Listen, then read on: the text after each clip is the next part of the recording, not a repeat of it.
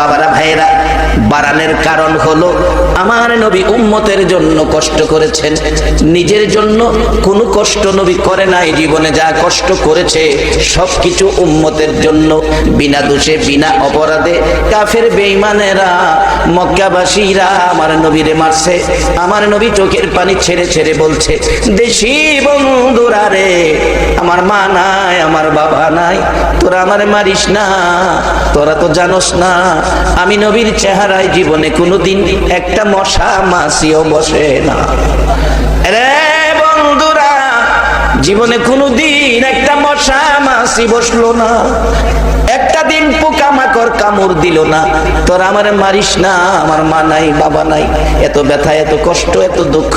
কোনো দিন মা খাদিজা বলেন, নবী বাহির হয়ে যায় মানুষকে আল্লাহর সাথে সম্পর্ক করে দেওয়ার জন্য, জান্নাতি বানানোর জন্য, মানুষকে মিলেমিশে থাকবে সেই পরামর্শ দেওয়ার জন্য সারাটা দিন নবী মানুষের ঘরের দুয়ারে দুয়ারে ঘুরে। রাত্র হয়ে যায় কোনো দিন রাত্র গভীর হয়।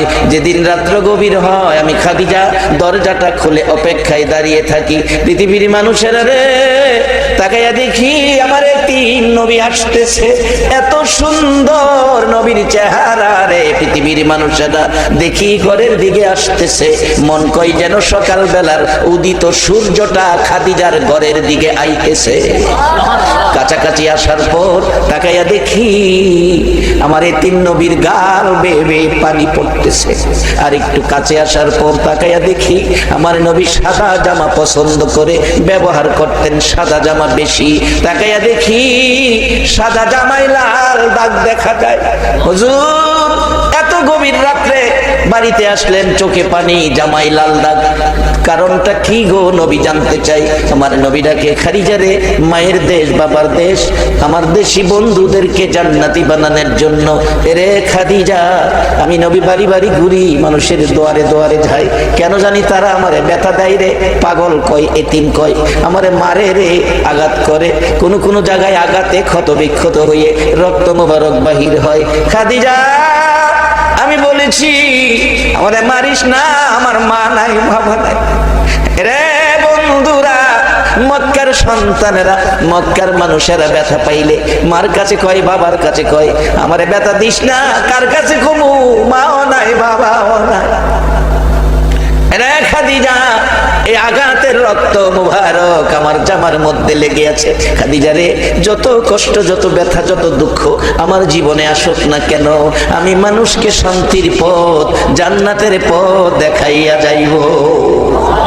বাবারা ভাইয়েরা, সেই নবীর উম্মতের জন্য আল্লাহর কোরআনের পরামর্শ, কু আনফুসাকুম ওয়া আহলিকুম নার, এই পরামর্শের কাছে যারা আসবে আমার আল্লাহ আগুন দেখাইবে না। আমার নবী বলেছে কালিমাওয়ালা জান্নাতে যাবে, ওই হাসরের মাঠে বিপদ দেখবেই না, তারা জান্নাতি হয়ে যাবে।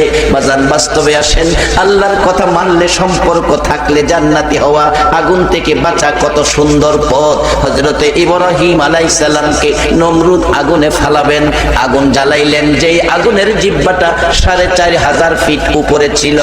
এবার নমরুদ ইব্রাহিম আলাইহিস সালামকে আগুনে দিবেন, কাছেই যাইতে পারে না, কাছেই যাইতে পারে না। আমাদের দেশে অনেক সময় দেখবেন মানুষ ঝগড়াঝাটি, মন কষাকষি হইলে কয়, সুযোগ পাইলে তোমার 3 হাত মাটির তলে নেন, এরকম কয় না? আচ্ছা, একটা জবাব আপনারা দিবেন, 3 হাত মাটির তলে যদি নিতেন চাই, লগে 2 হাত তো আপনারও যাওয়া লাগবে। আপনি 2 হাত না গিয়া হেলারে 3 হাত নিবেন কেমনে? খামাহা একটা চিন্তা নাই। আরেকবার বিপদ ফালাইতে গেলে নিজেও বিপদ ভরুন লাগবে, কিছু হইল বিপদ আই। এগুলি না, আমরা ইসলাম শান্তির ধর্ম, আমরা আখিরি নবীর উম্মত, আমরা বেহেশতি মেহমান।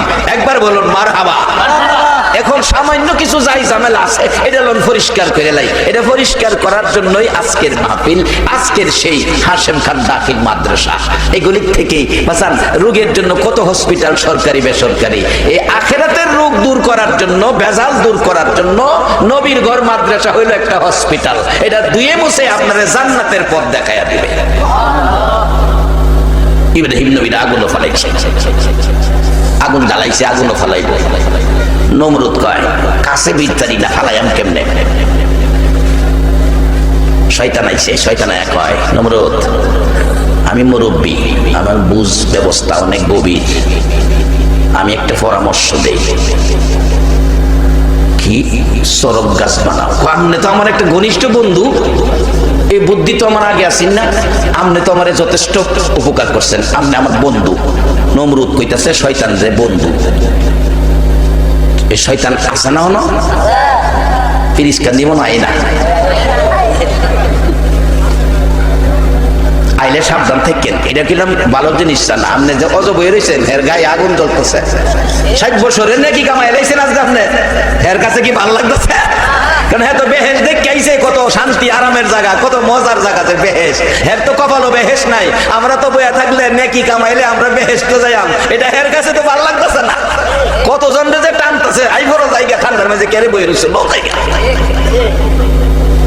বাজান, যাইবেন গা শীতে চাদর টাদর জাম্পার টাম্পার লাগাইয়া, একটা সত্য কথা কইবেন, আল্লাহ না করুক শেষ রাত্রে যদি মৃত্যু হয়ে যায়, সকালে 2-4টা জাম্পার আপনার গায়ে দেওয়া হইব? কম্বলটা গায়ে থাকবো? ঠান্ডা কম্বলটা নিয়ে একটা পাতলা চাদর দা কইরা তুলব। নমরুদ কয় তুমি আমার বন্ধু, ইবলিস কয় যা একটা বন্ধুত্ব পাইলাম, কারণ আখিরি নবীর উম্মতের লগে বন্ধুত্ব করতে পারি না। কেমনি করবো? ওই যে আজকে মাহফিল আইছেন, এত গায়ে আগুন লাগছে, তখন কি হ্যাঁ কি আপনার লগে বন্ধুত্ব করবো না আপনারা দুশ্মন মনে করবো? দুশ্মন মনে করবো। একটা বন্ধু পাইছি। নমরুদ কয় বন্ধু পরামর্শ না, কয়েকটা সরব গাছ বানাও, আগার মধ্যে বসাইয়া ইব্রাহিম রে ঘুরাইয়া নিয়ে আগুন ফালাইয়া দিবা, তোমরা আগুনের তাইস লাগতো না। আমার বন্ধুর পরামর্শটা ভালো গো। বন্ধু পরে সরব গাছ বানাইয়া ঘুরাইয়া ফালাইছে, শয়তান খুশি, ইব্রাহিম রে আগুন দিছে। আচ্ছা, নমরুদের বন্ধু হইছে শয়তান, আগুনও ফালাইছে। আগুনের মধ্যে ইব্রাহিম, আল্লাহ ইব্রাহিম রে আগুনের মধ্যে বাঁচানোর মতো ক্ষমতা আছে না? এবার নমরুদের বন্ধু শয়তান ইব্রাহিম রে আগুনও ফালাইয়া দিছে। এবার একটা সত্য কথা, ইমানের একটা শক্তির কথা কইবেন আখিরি নবীর উম্মত। নমরুদের বন্ধু যদি শয়তান হয়, ইব্রাহিম আলাইহিস সালামের বন্ধু নাই? যে কঞ্চে দিহি বন্ধুকে, আর আওয়াজ করে বলতে হবে বন্ধুকে। ইব্রাহিম আলাইহিস সালামের বন্ধু তো রয়ে গেছে আল্লাহ। ইব্রাহিম আলাইহিস সালাম আগুন থেকে ডাহে, বন্ধু বন্ধু বন্ধু গো তুমি কই? আমার আগুনও ফালাইছে নমরুদে। এর বন্ধু বলে শয়তান, আমার বন্ধু তো তুমি, আমার আগুনও ফালাইছে। আল্লাহ কয় আচ্ছা আমি আগুনের কাছে টেলিফোন করতেছি। কোরআন শরীফ আছে, কুলনা ইয়া না রুকুনি বারদাও ওয়া সালামান আলা ইব্রাহিম। আজান একটা ছেলেরে মাদ্রাসায় পড়ায়েন, এই দেখে রেতা গিয়া দেশে দেশে গিয়া কইবো, মাঝে রে শুনাইবো, বাবারে আমার মামা যেমন কইতারে ভাই না তুমি আমরার গৌরব, এমন একটা সন্তান আপনার মহল্লায় বানায়া তোলেন না যেন এলাকাবাসী বলে এই ছেলেটা ফিরিস্কান্দির গৌরব। এই গৌরব অর্জন করে তো মানুষই, ফেরেশতারা করে না, মানুষই করে। আজকে হাশেম খানের মতো ব্যক্তি ফিরিস্কান্দি জন্ম হওয়াতে আজকে সেই হাশেম খান দাখিল, হাশেম খান সিনিয়র আলিম মাদ্রাসা। ইব্রাহিম আলাইহিস সালাম, আল্লাহ তুমি না আমার বন্ধু, আল্লাহ চিন্তার কারণে টেলিফোন করে দিছে আগুনের কাছে, আগুন আমার ইব্রাহিম শান্তিদায়ক হয়ে যাও। আগুনের ভিতরে আরামে বয়ে দিছে। ইব্রাহিম নবীর বন্ধু আমার আল্লাহ, ইব্রাহিম নবীর বন্ধু আমার আল্লাহ, ঈসা নবীর বন্ধু আমার আল্লাহ, মুসা নবীর বন্ধু আমার আল্লাহ। ইব্রাহিম নবী, মুসা নবী, ঈসা নবীর বন্ধু আমার আল্লাহ। আমার আল্লাহ কয় রে ইব্রাহিম নবী, মুসা নবী, ঈসা নবী তোমাদের বন্ধু আমি আল্লাহ। আমার বন্ধুকে জানোনি? আমার বন্ধু হলো মুহাম্মাদুর রাসূলুল্লাহ। আমার আল্লাহ ডাকে বন্ধু গো, ও বন্ধু। ইব্রাহিম নবীর বন্ধু আমি, মুসা নবীর বন্ধু আমি, ঈসা নবীর বন্ধু আমি, আর আমার বন্ধু হইলা তুমি। বন্ধু জানতে চাই গো বন্ধু তোমার বন্ধুকে। আমার নবী গাল বেয়ে চোখের পানি ছাড়ে, মাবুদ কঠিন প্রশ্ন করেছো, এই জবাব আমি কেমনে দিব গো বন্ধু? তোমার বন্ধু আমি, জবাব নিয়ে যাও আমার বন্ধুকে। আমার বন্ধু গো আমার গুনাহগার উম্মতেরা। আরে দুরুদ সালাম জানাই, দুরুদ সালাম জানাই নবীজির দরবারে। নবী গো আমরা গুনাহগারে, বলুন দুরুদ সালাম জানাই, দুরুদ সালাম জানাই নবীজির দরবারে। এ নবী গো আমরা গুনাহ আমরা গুনাহগারে জানাই, আমরা গুনাহগারে, আমরা গুনাহগারে জানাই, আমরা গুনাহগারে নবী গো আমরা গুনাহগারে। আল্লাহ পাকার ফেরেশতারা দয়াল নবীর দরুদ পড়ে ও, আল্লাহ পাকার ফেরেশতারা নবীর দরুদ পড়ে তারায়ও। ইমানদারে পড়বে দরুদ, ইমানদারে পড়বে দরুদ, বলছে পড়ুয়ারে নবী গো আমরা গুনাহগারে। দরুদ সালাম জানাই, দরুদ সালাম জানাই নবীজির দরবারে নবী গো আমরা গুনাহগারে। নবীর দরুদ পড়ে যারা দয়াল নবীর আপন তারায়ও। নবীর দরুদ পড়ে যারা দয়াল নবীর আপন তারায়ও। শাফায়াত করবে নবী, শাফায়াত করবে নবী ময়দানে হাসরে নবী গো আমরা গুনাহগারে। দরুদ সালাম জানাই, দরুদ সালাম জানাই নবীজির দরবারে নবী গো আমরা গুনাহগারে। ইউসাল্লুনা আলান নবী কোরআনেতে লেখা পাবিও।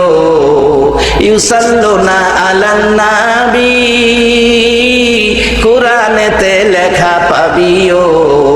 মানলে কোরআন থাকবে সবাই, মানলে কোরআন থাকবে সবাই রহমতের সাগরে নবী গো আমরা গুনাহগারে। দরুদ সালাম জানাই, দরুদ সালাম জানাই নবীজির হুজুরে নবী গো আমরা গুনাহগারে। বাবারা ভাইরা, আল্লাহ বন্ধু নবী, নবীর বন্ধু গুনাহগার উম্মত। আমার নবী বলেছেন সাহাবীরা রে, ও সাহাবীরা তোমরা কি আমার বন্ধুদেরকে দেখছো? সাহাবীরা বলেন ইয়া রাসূলুল্লাহ আপনার বন্ধু তো আমরা। রাসূল বলেন না তোমরা আমার সাহাবা। হুজুর আপনারা বন্ধু কারা? তাহলে আল্লাহ আল্লাহর হাবিব জানে। আমার নবী চোখের পানি গাল বেয়ে বেয়ে ছেড়ে দিয়ে বলতেছেন শোনো, আজ থেকে 1400 বছর পর বহু দূর রে সাহাবীরা, একটা দিন তারা আমাকে দেখার সুযোগ পাবে না, তারপরও আমার কথা শোনার জন্য ঘন্টার পর ঘন্টা বসে থাকবে। রে সাহাবীরা আমি নবীর দুঃখের কথাগুলো শুনলে রে চোখের পানি গাল বেয়ে বেয়ে ছাড়বে। সাহাবীরা বলেন হুজুর আশ্চর্য হলাম, 1400 বছর পর আপনারে না দেখে আপনার কথা শোনার জন্য বসে থাকবে, চোখের পানি ছাড়বে।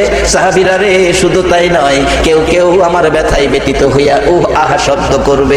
সাহাবীরা রে, ও সাহাবীরা শুনে রাখো, ওই যুগের পাগল উম্মত গুলি হবে আমি রাসূলের বন্ধু। এই বন্ধুদের জন্য আমার নবীর কত ব্যথা গো, আমার নবীর কত ব্যথা। আম্মা জান আয়েশা সিদ্দিকা বলেন, আম্মা জান আয়েশা সিদ্দিকা বলেন পৃথিবীর মানুষেরা রে আমার নবী উম্মতের জন্য কত মায়া কত ব্যথা। আমার নবী আমার হুজরায় ঘুমাইতেন, যেদিন আমার হুজরায় ঘুমাইতেন একটা রাত্রেও আমার নবী রাত্র ভরে ঘুমাইতেন না, কিছু সময় ঘুমাইতেন, বাকি সময় বসে বসে কাঁদতেন, চোখের পানিতে জামা ভিজে যাইতেন। শুধু তাই নয় রে সাহাবীরা, এমন একটা রাত্র নাই যে রাত্রে নবী উম্মতের মায়ায় কাঁদে না। শুধু তাই নয়, আমার হুজরায় এসে নবী ঘুমাইলেন রাত্র গভীর, তাকিয়ে দেখি ঘরের দরজাটা খোলা। ভাবলাম কি হলো, নবীজি কোথায়? বিছনায় তালাশ করে দেখি নবীজি বিছনায় নাই, রাত্র গভীর। আজকে কারাগো সেই নবীর মায়ায় পড়ে আরামের ঘুম বিছনা ছেড়ে মাহফিলে বসে আছো। আমার নবী বলেছে উম্মতেরা রে তারাকতু ফীকুম আমরাইন লান তাদিল্লু মা তামাসসাকতুম বিহিমা কিতাবাল্লাহ ওয়া সুন্নাত রাসূলি। উম্মতেরা রে আমি নবী চলে যাব, দুটো জিনিস তোমাদের জন্য রেখে গেলাম, এই কোরআন সুন্নাহ তোমাদের কাছে রেখে গেলাম। কোরআন সুন্নাহর ছায়ার তলে যারা আসবে, কোরআন সুন্নাহর ছায়ার নিচে যারা বসবে, এই কোরআন সুন্নাহর প্যাকেট করে আমার আল্লাহ তাদেরকে জান্নাতে ঢুকাইয়া দিবে। রে বাবারা ভাইরা, এই দেশের বাসিন্দা আমরা কেউ না। আমার নবী আমরা যেন জান্নাতি হতে পারি, আমরা যেন সবাইকে নিয়ে জাহান্নামের আগুন থেকে বাঁচতে পারি, সে আশাই গভীর রাত্রে নবী ঘর থেকে বেরিয়ে গেলেন। উম্মতের মায়ায় যাইয়া সেজদায় পড়ে কাঁদতেছে, চোখের পানিতে মাটি ভিজে যাইতেছে। রাত্র শেষ হয়ে গেল, মসজিদের নববীতে মুসল্লি ভরপুর, ইমাম সাহেব আসতেছে না। রাত্র শেষ, মানুষ খবর পাইল নবীজি কোথায় গেল। দরজা খোলা, মা আয়েশা সিদ্দিকা বলতে পারে না, রে মামে লোকেরা কান পাতিয়া শুনো গো, মদিনার মহিলারাও নবীরে ভালোবাসতো। মা আয়েশার কান্না, চোখের পানি যেন বন্ধ হয় না। রাত্র শেষ হয়ে গেল, মুসল্লিরা বেরিয়ে গেলেন, নবীজি কোথায়? মদিনার যুবকেরা এদিক সেদিক যায় না, দোকানপাট খোলে না, ব্যবসা বাণিজ্যে যায় না, কোনো কাজ যায় না, সব কাজ বন্ধ করে দিয়ে রাসূল কই তালাশে বেরিয়ে গেল। সেদিন মদিনার মহিলারা রান্নাঘরে যায় না, রান্নাঘরের আগুন পানি দিয়া নিবাইল। এমনকি মারকুলের শিশুরা মার স্তনে মুখ লাগায়। অনেক দিন মাটি করার পর নবীজির রওজা পাকের কাছাকাছি চলে গেছে। আর যদি একটা দিন করতে পারে, নবীজির পাও মোবারক বাহির করে ফেলবে। তখনকার সময়ের বাদশাহ জঙ্গি নুরুদ্দিন, ওই এলাকার শাসনের ভার তার হাতে ছিল।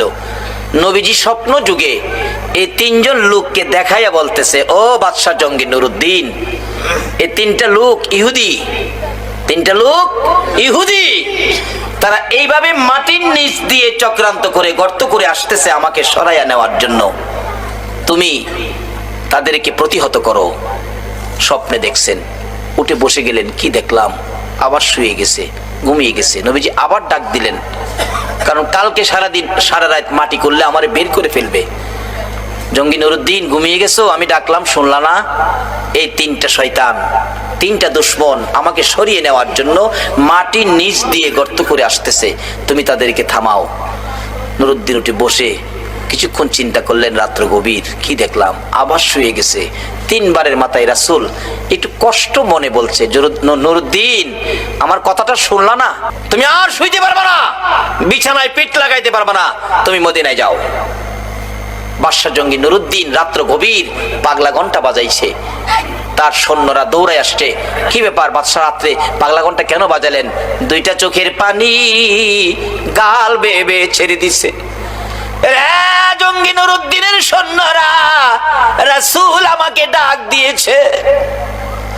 রে বাবারা, ভাইরা, আজকে যারা এই মাহফিলে বসে আছো, কোন দিন জানি আমার নবী তোমাদের সাথেও স্বপ্নের দেখা দিয়া দেয়। বাবারা, আসুন আমরা জঙ্গি নুরুদ্দিনের কাছে যাই। জঙ্গি নুরুদ্দিন চোখের পানি ছেড়ে বলে, চলো চলো, তোমরা মদিনায় যেতে হবে, রাসূল আমাকে ডাক দিয়েছে। ঘটনাটা কি সেটা বলে নাই। সমস্ত সৈন্য লইয়া, অনেক মাল সামান খাদ্য লইয়া রওনা হয়ে গেলেন মদিনায়। প্রথমত সকালবেলা মদিনায় যাইয়া মদিনার শহর আগে ঘেরাও করেছে। ঘেরাও, একটা মানুষ যাতে মদিনার বাহিরে যাইতে না পারে। বলুন, রাসূলকে নিয়ে যাবে, এটা কি সম্ভব? রাসূলের পক্ষে আছে কে? বলুন, রাসূলের পক্ষে আছে কে? ওই ইহুদি চক্র এইভাবে আমার নবীকে সরিয়ে নেওয়ার জন্য চক্রান্ত করেছো। তোমরা ভাবছো রাসূলের কেউ নাই, আমার নবীর গার্জিয়ান হলো স্বয়ং আল্লাহ। জঙ্গি নুরুদ্দিন মদিনা ঘেরাও করছে। আগে একটা বাড়িতে আস্তানা করলেন, বসলেন, ডাকতেছেন, যত মদিনার মানুষ আছেন, জাতি বিজাতি, বুড়া করা, ধনী গরিব, সবাই আমার সাথে দেখা করে আমার কাছ থেকে সাহায্য নিতে হবে। মতান্তরে আমার আয়োজনে তোমাদের খানা খাইতে হবে, না হয় আমার সাথে মুসাফা করতে হবে। এমন একটা ঘোষণা দিয়ে দিলেন। লোকজন বাদশা জঙ্গি নুরুদ্দিনের ঘোষণা তো, সবাই আসতেছে। আয়েশা দেখা করলেন, কেউ সাহায্য নিলেন, কেউ নিলেন না, ধনী যারা। এভাবে সবার সাক্ষাৎ শেষ। কিন্তু নবীজি যাকে স্বপ্নে দেখাইছিল তাদেরকে পাওয়া যায় না। একজন মুরব্বীকে ডেকে বললেন, বাবা, মদিনায় কি আরো কোনো মানুষ বাকি আছে যারা জঙ্গি নুরুদ্দিনের সাথে দেখা করে নাই? মুরব্বীরা বলেন, বাদশা, জঙ্গি নুরুদ্দিন তিনজন লোক আছে, তারা মেহমান, আল্লাহওয়ালা। আর আল্লাহওয়ালা তারা বিদেশি, তারা তো সাহায্য নেয় না, বরঞ্চ আরো মানুষকে সাহায্য দেয়। বাদশা বলেন, তাই নাকি? হ্যাঁ, লোকটি আসে নাই? না। তাদের কাছে লোক পাঠালেন, তাদেরকে আসতে বলো। তারা বলছে, আমরা বাদশার কাছে যাব কেন? বাদশা সাহায্য দিবে, আমরাই তো আরো সাহায্য মানুষকে দেই, আমরা যাব না। বাদশার কাছে বললে বাদশা কথা আসে না, না তাহলে আমি নিজেই যাব। বাদশা নিজেই গেলেন, যাইয়া ঘরের দরজায় দাঁড়াইয়া দেখে একজন নামাজ পড়ে, আরেকজন কোরআন শরীফ পড়ে, আরেকজন তসবি টিপে। এ হুজুর কইলাম বাইরে গেছে, আইবো কইলাম, চট্টগ্রামও আইবো, বিস্তারিত আর কইলাম না, আইবো। তাদের কাছ থেকে ঈমান বাঁচাইতে হলে একটাই পক্ষ, নবী মুহাম্মদুর রাসূল, নবীর ভালোবাসার প্যাকেটে ঢুকে যান। বাদশা জঙ্গি নুরুদ্দিন ঘরের দরজায় তাদের দেখে একটা হুঙ্কার মারলেন, কে তোমরা? নামাজির নামাজ ছুটে গেছে, কোরআন পড়বে, কোরআন পড়া বন্ধ, তসবিহ হাত থেকে পড়ে গেছে। পিছনে তাকায়া দেখে বাদশা জঙ্গি নুরুদ্দিন, যাকে রাসূল নির্দেশ করেছে যাও। এবার চেহারা দেখে তারা বলছে, আমরা, তোমরা এখানে কি করো? বাদশার হুকুম মানলে না? আমরা ধনী মানুষ, মানুষকে সাহায্য দেই, বাদশার সাহায্য আমরা নেই না। বাদশা তাকিয়ে দেখে সাহায্য নিবে যেই তিনটা সূরত নবী স্বপ্নে দেখাইছে, এই তিনটাই তারা। সঙ্গে সঙ্গে সৈন্যদেরকে নির্দেশ দিলেন, তাদেরকে বাঁধো, হাত পাও বাঁধো। বাঁধলেন। তোমাদের দেশ কোথায়? আমরা সুদূর ইটালি আমাদের দেশ, আমরা ইহুদি বংশের জন্ম। কি করো? এখানে ইবাদত করি। ইবাদত করো। খাটের নিচে একটা চাটি, চাটিটা টান দিয়ে সরাইয়া দেখে বিরাট বড় গর্ত। বাদশা জঙ্গি নুরুদ্দিন গর্তের ভিতরে নামলেন। নাইমা যাইতে যাইতে যাইতে যাইতে দেখে একবারে নবীজির রওজা মোবারকের কাছে চলে গেছে। আর একটা দিন যদি গর্ত মাটি করতে পারতো, নবীজির পাও মোবারক বাহির করে ফেলতো।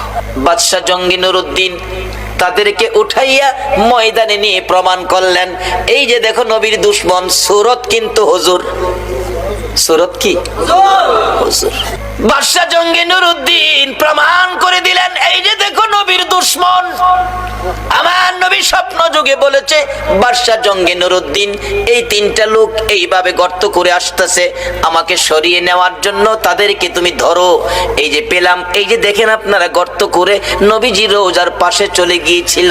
এরপরে বাদশা জঙ্গি নুরুদ্দিন নির্দেশ করলেন, নবীজির রওজার চারপাশে নিচ থেকে গর্ত করে, গভীর গর্ত করে, সীসা ঢালাই করে একটা বাউন্ডারি দাও। সীসা ঢালাই, যাতে কোনো শত্রু এই আক্রমণ আর কোনোদিন না করতে পারে। আমার আল্লাহ বলেন, বাদশা জঙ্গি নুরুদ্দিন রে, আমার বন্ধুর হেফাজতের জন্য তুমি সীসা ঢালাই করে দেওয়াল নির্মাণ করেছো। আমি আল্লাহ আজ থেকে কিয়ামত পর্যন্ত বন্ধুর হেফাজতে ফেরেশতা নিযুক্ত করে দিলাম।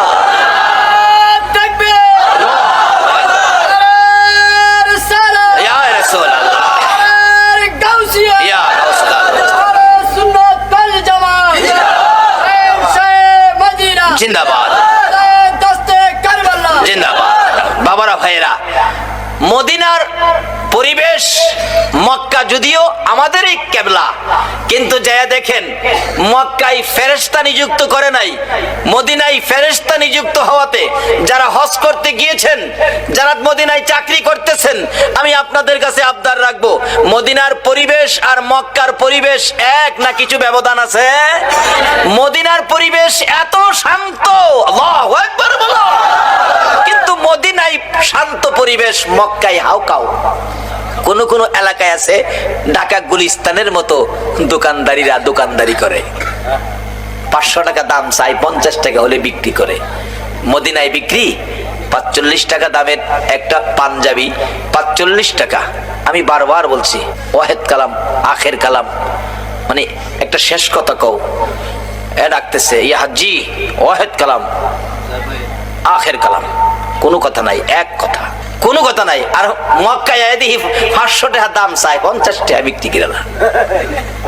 আচ্ছা, যে বেচারা এই জিনিসের আইডিয়া নাই, হ্যাঁ তো 500 কইলে মিনিমাম 300 কইব, তাহলে হেরে ঠগাইলো না? কিন্তু এই ঠগানের সুযোগ সোনার মদিনায়। ওই তিন দুশমনকে 20 ফুট উঁচা করে লাকড়ি জমা করলো, 20 ফুট উঁচা করে লাকড়ি। লাকড়ির উপরে 3 নবীর দুশমনকে হাত পাও বাইদা উপরে রাখছে, নিচে দিয়া আগুন ধরাইছে। মদিনার হাজার হাজার মানুষ দেখছে নবীর দুশমনদেরকে এইভাবে আগুনে পুড়িয়ে ছাই ছাই করে দেওয়া হয়েছে। আমার আল্লাহ কয়, তোমাদের আগুনের পোড়া শেষ হয়েছে, আমার আগুনের পোড়া শেষ হয় নাই।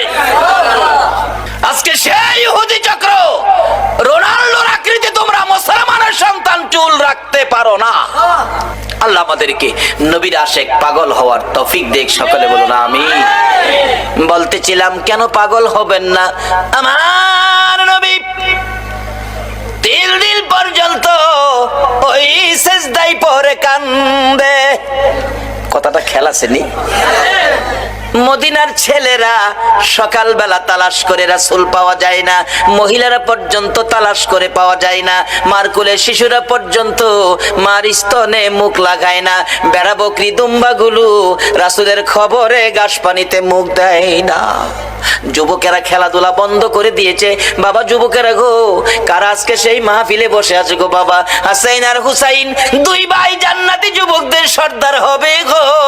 ওই হাসাইন হুসাইনের ভালোবাসায় যদি বসে থাকো, আমার আল্লাহ হাসরের ময়দানে হাসাইন আর হুসাইনের নেতৃত্বে তোমাদেরকে জান্নাতি বানাইয়া দিবে।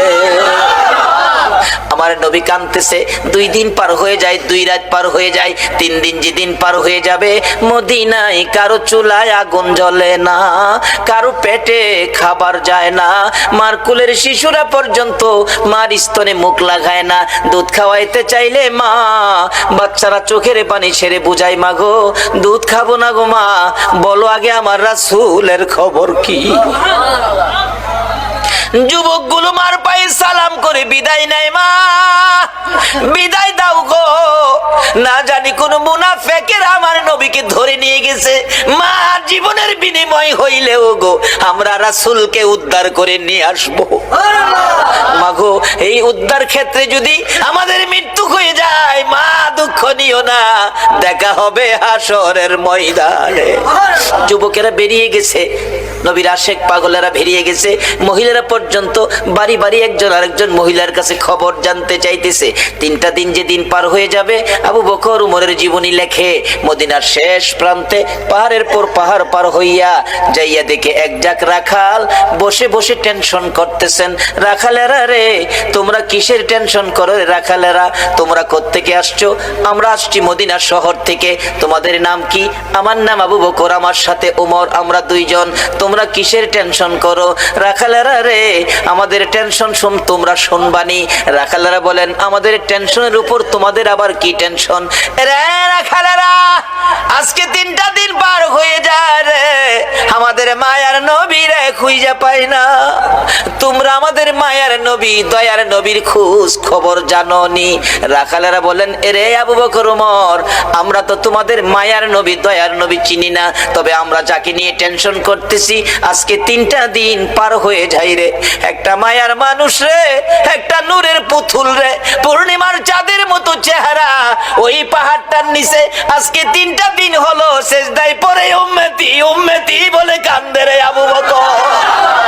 ওই লোকটার দিকে তাকাইয়া আমাদের সকল রাখালের বেড়া বকরি দুম্বাগুলো এক নজরে তাকায়া তাকায়া কান্দে, ঘাস পানিতে মুখ দেয় না। আমরা টেনশনে আছি, এই বেড়া বকরি দুম্বা 3 দিন পার হয়ে গেল, না খায়া কত থাকবে, এখান থেকে নি সরিয়ে নেওয়া যায়। আমরা আঘাত করেছিলাম বেড়া বকরি দুম্বাগুলো সরিয়ে নেওয়ার জন্য। এরে আবু বকর ওমর, এত মারছি রে, কোন বেড়া বকরি দুম্বার চামড়া ফাইটা গেছে রে, তারা মার খাইতে রাজি রে, এই লোকটার কাছ থেকে যাইতে রাজি না।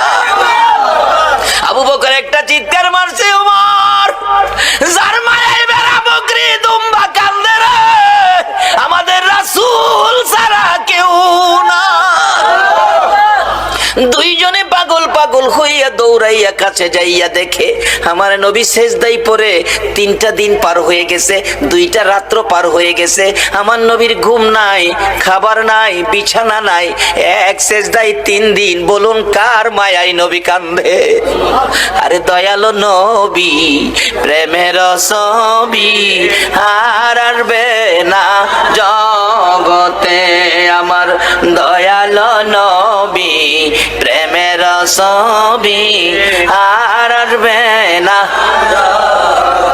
হাসর দিনে উম্মত বিনে হাসর দিনে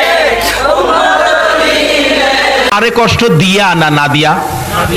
এখনকার যুগে ছেলেরা মারে কষ্ট দেয় কিনা বলুন তো? মার কথা শুনে না, মারে কষ্ট দেয়। বাস্তব ঘটনা, আমাদের এলাকার এক ঘটনা ঘটছিল। মা বাড়ির কাছে বিয়ে করাইলেন ছেলেকে। ছেলে তো শ্বশুর বাড়িতে যায়, মাশাআল্লাহ শাশুড়িও খুব আদর করে। ঢাকা চাকরি করে তো 7 দিনের ছুটি নিয়ে আসছে, নতুন জামাই তো 7 দিন থাইকা সকালবেলা ফার্স্টই বাস ঢাকা চলে যাবে। কিন্তু মা তো সকাল থেকে অপেক্ষায়, আমার ছেলে আইসা আমার কাছ থেকে বিদায় নিয়ে যাবে, আমি মায়ের পায়ে সালাম করবে। কিন্তু সকালবেলা মা অপেক্ষায়, ছেলে আর মার দিকে লক্ষ্য নাই।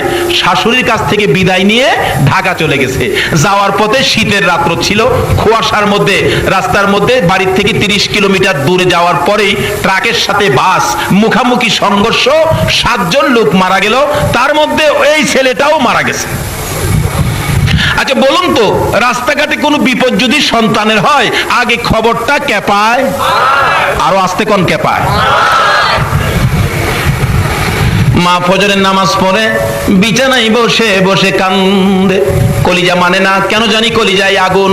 একটু পরে ঘর থেকে বাহির হইয়া রাস্তায় দাঁড়ায় কান্দে। পাড়া প্রতিবেশী মহিলারা প্রশ্ন করে, মা হইয়া এইভাবে কেন কাঁদতেছেন? জবাব দেন মা দুঃখিনী।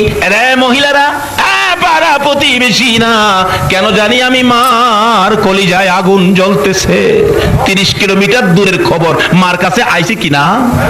মা রান্না করে যায় না, রান্নাও করে না, কোনো কাজ করতে পারতেছে না। নাস্তার সময় পার হয়ে যায়, নাস্তাও মা খায় না, খালি কান্দে।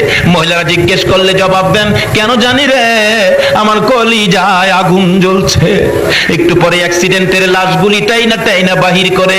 লোকটার পকেটে ভিজিটিং কার্ড ছিল, কার্ডের মধ্যে ঠিকানা পাইয়া লোকেরা টাকা উঠাইয়া কাইত্তা দিয়া প্যাকেট করে 200 টাকা ভ্যান গাড়ি ভাড়া করে উঠাইয়া দিয়ে লাল নিশান লাগাইয়া ভ্যান গাড়ি যাইতেছে লাশ লইয়া।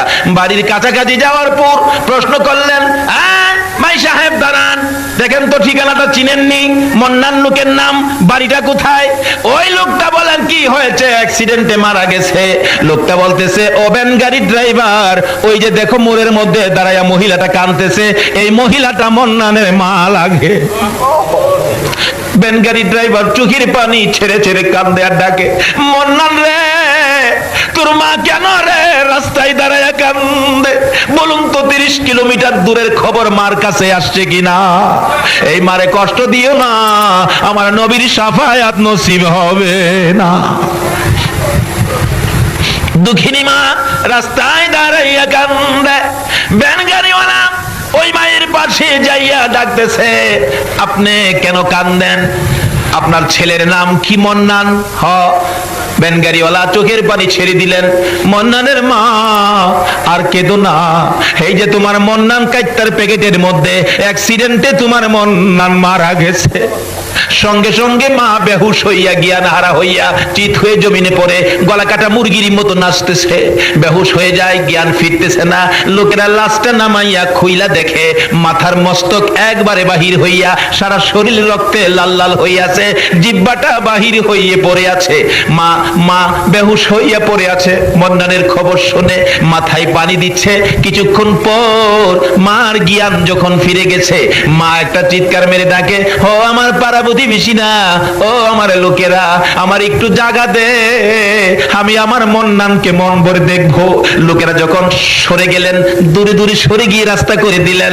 দুঃখিনী মা দৌড়াইয়া যাইয়া মন্নানের দিকে তাকাইয়া দেখে রে রক্তে লাল হয়ে আছে, জিহ্বাটা বাহির করে দিছে। দুঃখিনী মা মৃত সন্তানরে আনজায়া ধরে বুকের মধ্যে লাগাইয়া 2 গালের মধ্যে চুমাইয়া চুমাইয়া মা দরদি মন্নানের জিহ্বাটার মধ্যে চুমাইতেছে। বাবা মন্নান রে, কেন আমি মায়ের দোয়া নিয়ে গেলি না, আজকে তুই বিদায় হয়ে গেলি, আমার কি মা বলে আর ডাকবি না? আমি মা কার ডাক শুনে কলিজার আগুন নিভাবো। মরা ছেলে বুকে লইয়া, মৃত ছেলে বুকে লইয়া মা কান্দে, শাশুড়ি দূরে দাঁড়াইয়া নাকে কাপড় দিয়া রাখছে। যেই মা মৃত ছেলে বুকে লইয়া কান্দে গো, এই মার কলিজায় যারা আঘাত দিয়েছো, নামাজ রোজা হজ যাকাত মক্কা মদিনার ইমাম হইয়াও আল্লাহর জান্নাতে জায়গা হবে না। আবার আল্লাহ বলেছে নবীর কথা মানো, নবী বলেছে কালিমাটা বেহেশতের টিকেট, নামাজ বেহেশতের চাবি। উম্মতের রে টিকেট লইয়া চাবি লইয়া কই যাবি? যারে তোর মার পায়ের নিচে যা, তোর মায়ের পায়ের নিচে তোর জান্নাত। আল্লাহ বলেছে নবীর কথা মানার জন্য, নবী বলেছে মায়ের পায়ের নিচে জান্নাত। বলুন কার পায়ের নিচে? এই মায়ের খেদমত করা দরকার আছে কিনা? এই মাকে কষ্ট দিলে নবীরে পাবেন? এই মাকে যদি দুঃখ দেন নবীর সাফায়াত নসিব হবে? এখন দুঃখ দেওয়ার মতো ছেলে আমাদের বাংলাদেশে আছে কিনা? শেষ একটি ঘটনা বলেই আমি দোয়া করে দিব। একটা ছেলে হলো মা, মাত্র একটা ছেলে। ছেলেটা হওয়ার আগে ছেলেটা বেঁচে আছে, মা নাই। মা আপনাকে আমাকে পেটে নিয়ে কত কষ্ট করছে, এই মারে কষ্ট দিলে আল্লাহর আরশ মানে না, আমার নবীর সাফায়াত নসিব হয় না। আমি যে এলাকায় ইমামতি করতাম এই এলাকার ঘটনা, বুড়া মানুষ তার মেয়ের জন্য একদিন আসরের নামাজের সময় মসজিদের দক্ষিণ পাশের জানালায় দাঁড়ায় কাঁদতেছে। গরিব ছিলেন, মেয়েটার বাচ্চা হবে তো, কিন্তু চিকিৎসার অভাবে মেয়েটা একবারে মৃত্যুর মুখে, পয়সা নাই, গরিব মানুষ। তার মা বুড়া মানুষ দরজায় দাঁড়ায় বলতেছে, মুসল্লি সাহেবান আপনারা তো আমার এলাকার, আমার মহল্লার, আপনারা আমাকে একটু সাহায্য করেন, আমার মেয়েটার জন্য আপনাদের কাছে জীবন ভিক্ষা চাই, আমার মেয়েটা মারা যাবে ডেলিভারিতে, একটু সাহায্য আপনারা আমাকে করেন। আল্লাহ বলেছেন যারা অসহায় ব্যক্তি সাহায্যের জন্য হাত বাড়ায়, এই হাতের নিচে দিয়ে আমি আল্লাহর কুদরতি হাতটা বাড়াই। কিন্তু কেউ তাকে দিল না। মাগরিবের সময় সালাম ফিরাইয়া বললাম, এই লোকটা অসহায়, মহিলাটা এমন বিপদের মধ্যে সাহায্য চাইলো, কেউ দিলেন না, এটা কাজটা ভালো হলো? একজন মুরব্বী বলেন, বাবা কার জন্য কে রোজগার করে রাখছে, কে কারে দেয়? আমি বললাম ঠিক আছে, দেখি আমি ইমাম সাহেব, আমি মহল্লায় বাহির হব, দেখি আমারেনি কেউ দেয়। আমার সাথে কেউ যাবেন? ইংরেজি শিক্ষিত একটা লোক, হাই স্কুলের মাস্টার, উনি বললেন হুজুর আমি যাব আপনার সাথে। দুইজনে মিলে মহল্লা থেকে প্রায় 30 কেজি চাউল তার সাহায্যের জন্য 750 টাকা উঠাইলাম। উঠাইয়া পাঠাইয়া বললাম হসপিটাল পাঠান, টাকার জন্য তাকে মরতে দেব না, হায়াত নাই, আমার কিছু করার নাই, আমি চিকিৎসার জন্য টাকা জোগাবো, তাকে পাঠান হসপিটালে। সরকারি হসপিটালে পাঠাইলে আমি সকালবেলা মক্তব ছুটি দিয়ে দৌড়ায় গেলাম, কি খবর দেখি, যাইয়া দেখি ডাক্তার দাঁড়িয়ে আছে, তার মা বাবা দাঁড়িয়ে আছে। জিজ্ঞাসা ডাক্তার সাহেব কি খবর? ডাক্তার বলেন দেখেন যে অবস্থা রোগী পাঠাইছেন একবারে শেষ মুহূর্ত, এখন তো কিছু করা যাবে না, বাঁচানো সম্ভব হবে না। আমি বললাম ডাক্তার সাহেব চিকিৎসা করেন, টাকার জন্য, চিকিৎসার জন্য আমি তাকে মরতে দেব না, মানুষের হাতে পায়ে ধরে আমি টাকা আনবো, চিকিৎসা করেন, গরিব মানুষ। ডাক্তার বলেন তাহলে চেষ্টা করে দেখি দুইজনের একজন বাঁচানো যায় কিনা। যদি মা বাঁচাইতে চায় তাহলে বাচ্চাটা মারা যাবে, বাচ্চা বাঁচাইতে গেলে মা মারা যাবে। এখন তার গার্জিয়ান আপনারা পরামর্শ দেন, আমি কি বাচ্চা বাঁচাবো নাকি মা বাঁচাবো? ওই মহিলাটার মা বাবা বলতেছেন ডাক্তার সাহেব, আস্তে করে বলে, ডাক্তার সাহেব আমার মেয়েটাকে বাঁচাইয়া দেন, অর্থাৎ মা বাঁচান, বাচ্চা মেরে ফেলেন। এমন সময় দেখি ওই বেহুশ মহিলাটা, জ্ঞান নাই, জ্ঞানটা ফিরলো, চোখ দুইটা খুলে চাইলো, চোখগুলি লাল, জর্জর করে চোখের পানি পড়ছে। ডাকতেছে ডাক্তারের দিকে ইশারা করে, ডাক্তার সাহেব মায়ের কথা শুইনেন না, বাবার কথা শুইনেন না, 10 মাস 10 দিন কষ্ট করেছি আমি, ডাক্তার গো দুইজনের একজন যদি মারতে হয় আমার সন্তান মাইরো না। ডাক্তার তুমিও তো একটা মায়ের ঘর থেকে হয়েছো, তোমার মা তোমাকে প্রসবের সময় কত কষ্ট করেছে, ওই সময় তোমাকে যদি মেরে ফেলতো তুমি কি ডাক্তার হইতে পারতা? না। তোমার দুইটা পায়ে ধরি, দুইজনের একজন যদি মারতে হয় আমি মার জীবন শেষ করে দে, আমার পেটের সন্তান বাঁচাইয়া দে। আমার নবী বলেন উম্মতরা রে, যেই মা নিজের জীবন দিয়ে তোমার জীবন বাঁচাইতে চাই, এই মায়ের পায়ের নিচে তোমার জান্নাত। মসজিদে নয়, মাদ্রাসায় নয়, মক্কা নয়, মদিনায় নয়, এই মায়ের পায়ের নিচে তোমার জান্নাত। নবীর কথা, এই নবীর কথা মানার জন্য কে বলছে? আল্লাহ। বলতেছিলাম শেষ কথা, দোয়া হয়ে যাবে, বাস্তব ঘটনা। এবার মহিলাটা বলতেছে, ডাক্তার আমাকে মেরে ফেলেন, আমার বাচ্চাটা বাঁচাইয়া দেন, আমি মা বেঁচে থাকবো, বাচ্চা মৃত হবে, আমি মা সইতে পারবো না। ডাক্তার বলেন, এত যখন আসার চেষ্টা করে দেখি দুজন বাঁচানো যায় কিনা। দরজা বন্ধ করে দিয়ে চিকিৎসা শুরু হলো। একটু পরে শোনা যায় ওয়া ওয়া করে কান্দে। আমরা খুশি, বাচ্চা বুঝি হয়েছে। কিন্তু ডাক্তার সাহেব দরজা খুলে বেরিয়ে গেলেন, দুইটা চোখের পানি জর্জর করে ছেড়ে দিয়ে বলেন, বাচ্চা হয়েছে ছেলে, ছেলের অবস্থা ভালো, কিন্তু মা বাঁচবে না। মহিলাটা কান্দে, তার বাবাও কান্দে, সবাই কান্দে, মেয়েটা মারা যাবে। আমি দরজার ভিতরে যাইয়া দেখি বাচ্চাটা, কি সুন্দর বাচ্চাটা ওয়া ওয়া করে কাঁদতেছে। দুঃখিনী মা মাথাটা পর্যন্ত উঠাইতে পারে না, বাচ্চার দিকে তাকাইয়া দুইটা চোখের পানি ছাড়তেছে। মার দিকে তাকাই ইশারা করে, কথা আর বলতে পারতেছে না। মাকে বুঝাইতে চাই, মা গো তোমরা আমার বাবারে কোলে লও না, তোমরা যদি কেউ কোলে না লাও, দাও না আমার বাবারে আমার বুকে উঠাই দাও না, কিন্তু বুঝাইতে পারে না। অবশেষে দেখি দুঃখিনী মা নিজের বাচ্চা নিজে কোলে নিতে চাইতেছে, দুইটা হাত বাচ্চার দিকে বাড়াইতে চায়, বাড়াইতে পারে না, শক্তি নাই, একবারে শেষ মুহূর্ত। বাচ্চার দিকে তাকাইয়া দুইটা হাত সামনের দিকে ধাক্কাইতেছে, ধাক্কাইতে ধাক্কাইতে হাত দুইটা বাচ্চাটার কাছাকাছি, আর অল্প যদি সামনে বাড়াইতে পারতো, মা জীবনের শেষবারের মতো বাচ্চা কোলে নিতে পারতো। বাচ্চাটার কাছাকাছি হাত দুইটা যাইতে পারে না।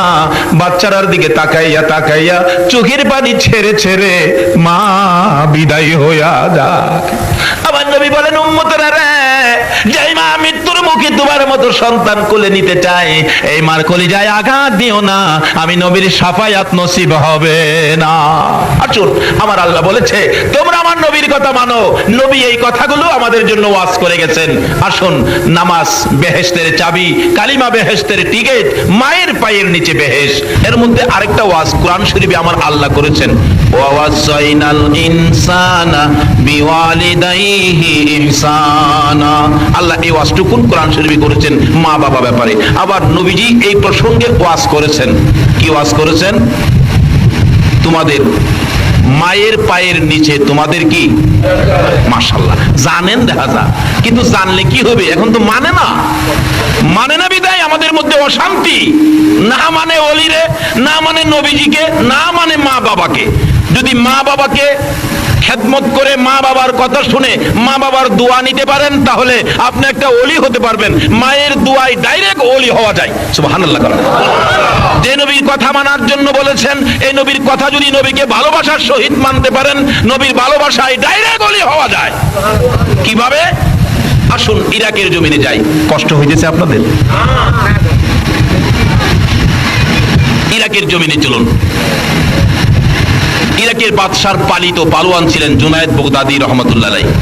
জুনাইদকে একদিন বাদশা বলতেছেন, জুনাইদ তোমাকে এত খানা খাওয়াইলাম, এত বেতন তোমাকে দিলাম, এত সুযোগ সুবিধা তোমার জন্য দিলাম, কিন্তু তুমি যে কত বড় পালোয়ান হইলি, তোমাকে তো কুস্তি লাগাইয়া দেখলাম না, তোমার শক্তি কত। জুনাইদ বললেন, দেন লাগাইয়া কুস্তি, আমাকে কুস্তি করে হারাবে এমন কোন ব্যক্তি পৃথিবীতে নাই, এমন কোন ব্যক্তি এই দেশে নাই, দেন লাগাইয়া। জুনাইদকে বলতেছেন কুস্তি লাগার জন্য। ইরাকের ঘটনা, আপনারা কি ইরাকে যাইতে রাজি না? তাহলে কোন দিকে তাকিয়ে রইছেন? আর দেখেন নাই জীবনে? আমি আধা ঘন্টার মধ্যে ওয়াজ শেষ করে দিব।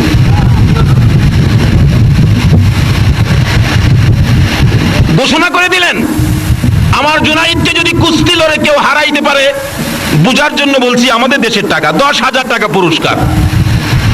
এমনি আওলাদে রাসূল, যেই নবী না হইলে কিছু হতো না, এই নবীর বংশের একটা লোক বাচ্চা কাচ্চা নিয়ে খুব কষ্টের মধ্যে আছেন, না খায়া দিন কাটে, 2 দিন 3 দিন কেটে যায়, চুলার মধ্যে আগুন জ্বলে না। এই গরিবী অবস্থার মধ্যে আওলাদে রাসূল দেখতেছেন ফুস্টার, জুনাইদকে কুস্তি লড়ে হারাইতে পারলে 10,000 টাকা পুরস্কার। আওলাদে রাসূল বাদশার কাছে হাজির হয়ে বললেন, হে বাদশা, আমি তোমার জুনাইদের সাথে কুস্তি লড়বো। আল্লাহু আকবার বলুন। জুনাইদের সাথে কুস্তি লড়বো। বেটা ঠিক মতে দাঁড়াইতেই পারে না, কিন্তু লোকটা হলো আওলাদে রাসূল, আমার রাসূলের বংশের লোক। বাদশা কয়, বেটা লড়বি নাকি মরবি? জুনাইদকে দেখছো? কোনা দেখি নাই। জুনাইদরে এক নজর দেখা যাও। জুনাইদে দেখতে গেছে, যায়া দেখে বাবারে বাবা, কি বেটা হাতির মতো এক পালোয়ান বসা, আর আওলাদে রাসূল তো পেটে খানা নাই, একবারে জীর্ণ শীর্ণ দুর্বল লোকটা। যায়া জুনাইদকে দেখা বলেন, জুনাইদ আমি তো তোমার সাথে কুস্তি লড়তে আসছি। জুনাইদ কই, লড়তে আইছো নাকি মরতে আইছো? আমার হাতটা যদি তোমার উপরে ছেড়ে দেই তুমি শেষ। আওলাদে রাসূল নবীর বংশের লোকটা বলতেছেন, জুনাইদ নিয়ম অনুযায়ী কুস্তি লড়ো, যদি আমি মরে যাই মরে যাব, তাতে তোমার কি? ঠিক আছে, দিন তারিখ করা হলো, শুক্রবার দিন জুমার পরে জুনাইদের সাথে কুস্তি লড়বে। আরেক পালোয়ান আসছে। এবার সারা দেশের মানুষ ময়দানে নাইমা গেছে, জুনাইদের সাথে কুস্তি লড়বে। এই লোকটা জানি কেমন। দুইজন যখন মাঠে নামছে, জুনাইদ হাতির মতো আর জুনাইদের সাথে যে কুস্তি লড়বে হ্যাঁ একটা মশার মতো, কিন্তু লোকটা যে নবীর বংশের। সুবহানাল্লাহ। লেফারি বলতেছেন, এই বেটা, এই তুই যে লড়তে আইছস, জুনাইদের সাথে পারবি? ওই লোকটা বলতেছেন, লেফারি সাহেব আপনার কাজ আপনি করেন, না পারলে আমার ব্যাপার, মরলে আমি মরবো, আপনার তো কিছু না। ঠিক আছে, তাইলে খেলো, খেলা দেখো জুনাইদের সাথে কত মজা। এবার আওলাদে রাসূল আমার নবীর বংশের লোকটা জীর্ণ শীর্ণ, পেটে খানা নাই, চোখের পানিগুলি ছেড়ে দিয়ে বলতেছেন, জুনাইদ তোমার সাথে কুস্তি লড়ার আগে দুইটা কথা তোমার সাথে বলতে চাই। সুবহানাল্লাহ কর। জুনাইদ রে, দুইটা কথা বলার সুযোগ দিবিনি। জুনাইদ বলেন, কি কথা বলবেন বলুন, অনুমতি দিলাম। লেফারি দূরে দাঁড়িয়ে আছে, জুনাইদের কানের গোড়ায় মুখটা লাগাইয়া আওলাদে রাসূল চোখের পানি ছেড়ে ছেড়ে বলতেছেন, রে জুনাইদ আমারে চিনোনি? যেই নবী না হইলে জগৎ হতো না, তুমি হইতা না, আরশ কুরসি লৌহ কলম হতো না। আমি সেই নবীর বংশের লোক, আমি আওলাদে রাসূল। জুনাইদ রে, আমার বাচ্চাগুলো না খাইয়া 3 দিন পর্যন্ত ঘুমাইতেছে, আর আমি সহ্য করতে পারি না, বাচ্চাদের মুখের দিকে তাকাইলে আমার কলিজা মানে না। রে জুনাইদ, পারবিনি?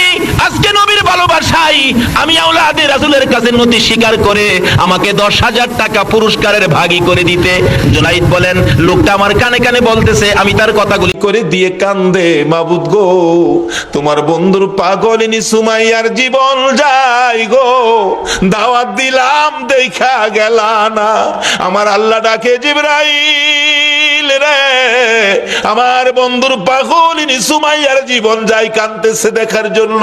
আমি আল্লাহ কেমনে খালি হাতে দেখবো রে? আমার জান্নাতুল ফিরদাউসটা উঠাইয়া দে, বন্ধুর পাগলিনী সুমাইয়ারে আমার জান্নাতুল ফিরদাউস দান করে দিলাম। এই নবীর পক্ষ ধরে হযরতে সুমাইয়া মহিলা হইয়া কবরে যাওয়ার সময় জান্নাতুল ফিরদাউস হাতে লইয়া ওই কবরের মধ্যে ঢুকেছে। আপনারা কি জান্নাত নিবেন না জাহান্নাম নিবেন? জান্নাত নেওয়ার রাস্তাই হলো নবী মুহাম্মদুর রাসূলুল্লাহর রাস্তা। শুধু জান্নাত নয়, আজকে যারা নবীর ভালোবাসায় বসে আছেন, আপনারা কি কেউ নবীজিরে দেখছেন? কেউ দেখছেন না? এই নবীর ভালোবাসা দেখেন নাই, বাংলার জমিনে বসে আছেন। এইভাবে আপনাদের মতো ভালোবাসায় নবীরে দেখে নাই হযরতে ওয়াসকরণী। 7 বছর বয়স নবীরে ভালোবাসে। কয় বছর? কিন্তু ওয়াসকরণী পিতাহারা হয়ে গেলেন। মার গলায় ধরে কান্দে, মাগো বাবা নাই, সংসার কেমনে চলবে? মা বলেন, বাবা চিন্তা করো না, আল্লাহ চালাবে। ওয়াসকরণী সম্পূর্ণ সংসারের দায়িত্ব নিতে হলো। 7 বছর বেড়া বকরি দুম্বা লইয়া পাহাড়ে পাহাড়ে যায়, বেড়া বকরি দুম্বা ছেড়ে শুধু গুনগুন গুনগুন করে গান গায়। দয়ার নবী মায়ার নবী গো, আপনি আমার জীবনের জীবন। বলুন, দয়ার নবী মায়ার নবী গো, আপনি আমার ওয়াসকরণী নবীরে দেখে নাই এই চোখে, শুধুমাত্র নবীর ভালোবাসার গান গাই। দিন যাই রাত্র যাই, মাঝে মাঝে পাহাড়ের চূড়ায় নিরিবিলি বসে নবীর ভালোবাসার গান গাই। এদিকে কারো কারো দুম্বা, কারো কারো বকরি বাগে থাফাইয়া নিয়ে যায়। মাঝে মাঝে বিচার যায় মায়ের কাছে, ও ওয়াসকরণীর মা, তোমার ওয়াসকরণীর বেড়া বকরি দুম্বা অনেকগুলি বাগে নিয়ে গেছে। মার কাছে বিচার গেলে, বাড়িতে আসলে ওয়াসকরণী জিজ্ঞেস করে, মা বাবা গো, তোমার বেড়া বকরি দুম্বা বলে বাগে খাইছে, তুমি কই ছিলা? মা আমি কাছে ছিলাম না। তাহলে খবরটা কি? ওয়াসকরণীটা ডাকে, মা গো আমি দেখেছি বাঘ আসছে গো মা, কিন্তু বাঘ আসে ঠিকই, আমার বকরির পাশে বাঘ নাকটা লাগাইয়া গো, নাক আমার বকরির গায়ে লাগাইয়া হাত লাগায় না। নবীর আশিকেরা গো, যেই নবীর আশিকে ওয়াসকরণী, তার বেড়া বকরি দুম্বা জংলার বাগে খায় না, নাক লাগাইয়া হাত লাগাই না। মা আমি দেখেছি ভাগ এসে আমার বকরি ছেড়ে দিয়ে অন্যের বকরি ধরে নিয়ে যায়। এ হলো নবীর ভালোবাসার পুরস্কার। মাগো কোনোদিন ভয় পাইও না, ওয়াসকরণীর বকরি জংলার বাগে খাবে না। ওয়াসকরণীর মধ্যে আছে নবীর ভালোবাসা, যেই নবীর সৃষ্টি না হইলে বাঘের সৃষ্টি হতো না। ওয়াসকরণী একদিন মাকে বললেন, মা আমাকে একটু অনুমতি দিবেন, আমি নবীর সাথে দেখা করে আসি। যাও বাবা, দেরি করো না, তাড়াতাড়ি আইসো। নবীজি বাড়ির সামনে চোখের পানি ছেড়ে ছেড়ে ডাকেন, আমার নবী আছেননি বাড়িতে? ও দয়ার নবী আছেননি বাড়িতে? ভিতর থেকে কে যেন বলে দিলেন, নাই নাই, নবীজি বাড়িতে নাই। ওয়াসকরণী দুইটা চোখের পানি আমার নবীর বাড়ির সামনে রেখে গেল। কি রাখলো? কি রাখলো? চোখের পানি। চলে গেলেন, মায়ের আদেশ, চলে যেতে হয়, দেরি করা যাবে না। কিছুক্ষণ পর আমার নবী, মায়ার নবী উপস্থিত। বাড়ির সামনে দাঁড়াইয়া নবী একটা চিৎকার মারছে, বাড়িতে কে আছো গো? আমার ওয়াসকরণী বুঝি আসছিল। আল্লাহু আকবার বলো। না দেখে ভালোবাসাই যদি এত জ্বালা রে, আজকে কারা না দেখে নবীর ভালোবাসাই বসে আছো? ওয়াসকরণীর মতো পাগল হইয়া কারা মাহফিলের আয়োজন করেছো? তোমাদের জীবন ধন্য হইয়া গেছে। হযরতে ওয়াসকরণী চলে গেলেন, আমার নবী বাড়ির সামনে দাঁড়াইয়া চোখের পানি ছেড়ে দিলেন। তোরা কে, কোথায় রে? আমার ওয়াসকরণী আসছিল, তোরা বসতে দিলি না। লোকেরা বলেন, হুজুর কেমনে জানেন আসছিল? তোরা কথা জিজ্ঞাস না রে, আমার ওয়াসকরণীর চোখের পানির গন্ধ জমিনে পাওয়া যায়। যেই নবীর ভালোবাসার চোখের এক ফোঁটা পানির দাম আল্লাহর আরশের চাইতেও বেশি। যেই নবীর ভালোবাসার একটা ফোঁটা চোখের পানি যদি কারো জমিনে পড়ে, তার জন্য জাহান্নামের আগুন হারাম হইয়া যায়। ওয়াসকরণী আসছিল, তোরা বসতে দিলি না, আমার ওয়াসকরণী চলে গেল রে। ওয়াসকরণী আর কোনোদিন নবীর সাথে দেখা হয় নাই। যেদিন আমার নবী জগৎ ছেড়ে চলে যাবেন, মদিনার রওজা পাকে শুয়ে যাবেন, তার আগে আগে আবু বকর, ওমর সাহাবীরা জড়ো হয়ে তাদের একটা আলোচনা শুরু হয়ে গেল। আমার নবী দুনিয়ার থেকে বিদায় হলে নবীজির জুব্বা মুবারক নিশ্চয়ই আবু বকর পাবে। আবু বকর আমার নবীকে বড় ভালোবাসতেন। আরেকজন বলেন, না আবু বকর পাবে না, সম্ভবত মেয়ের জামাই হযরতে আলী রাদিয়াল্লাহু তাআলা আনহু পাবেন। আরেকজন বলেন, না উমর পাইতে পারেন। আরেকজন বলেন, উসমান গনি বহু টাকা খরচ করেন, বহু দান করেন, নবীর ভালোবাসায় উসমান গনি পাবেন। এইভাবে আলোচনা শুরু হলে অনেকে মিলে আমার নবী উপস্থিত। কি নিয়ে তোমরা আলোচনার সমালোচনায় বসেছো? হুজুর ভাবতেছিলাম আপনার বিদায় পরে আপনার জুব্বা মুবারক ভাগি জানি কে হয়ে যায়। আমরা কেউ ভাবছি ওমর পাবে, কেউ ভাবছি আবু বকর পাবে, কেউ ভাবছে উসমান গনি পাবে, কেউ ভাবছে হযরত আলী পাবে। আমার নবী দুইটা চোখের পানি জর্জর করে ছেড়ে দিয়ে কান্দে, সাহাবীরা রে আমার জুব্বা মুবারক তোমরা কেউ পাবি না, আমার জুব্বা পাবে আমার ওয়াসকরণী রে। সাহাবীরা একজন আরেকজনের দিকে তাকাই, এটা আবার কোন শব্দ নবীজি ব্যবহার করলেন? ওয়াসকরণী নামে কোনোদিন কাউরে আমরা দেখি নাই, কে সেই ব্যক্তি? জীবনে কোনোদিন আসতে দেখি নাই, আমাদের সাথেও দেখা হয় নাই। এটা কেমন পাগল রে, জীবনে দেখা নাই, জুব্বা পেয়ে গেল। আমার ওয়াজ করনি যদি নবীর ভালোবাসায় জীবনে দেখা নাই, নবীর জুব্বা পেতে পারে। আমার মন বলে আজকে যারা মিলাদুন নবীর আয়োজন করে এই নবীর ভালোবাসায় বসে আছো গো, আপনাদের সঙ্গে আমার নবীর স্বপ্নের দিদার হইয়া যাবে। আল্লাহ